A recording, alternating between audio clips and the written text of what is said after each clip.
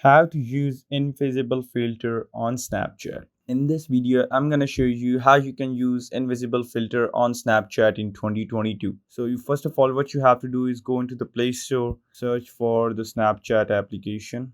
So once you search for it, you see that it has been installed and you will look for an update because these new features, they don't come in the previous versions.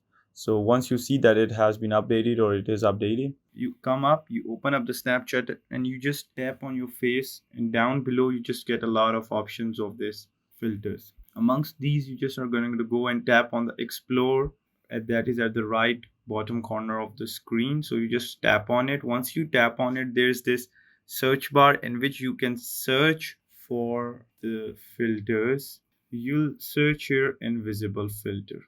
So here it is, the invisible filter. That is the number one option. Once you tap on it, now you're going to tap on your screen once again and you see that the filter is being applied. So once you start recording it, so here it is, the filter. So once you do this, you see yourself has been disappeared. Once you will raise your hand once again, you see you have been disappeared.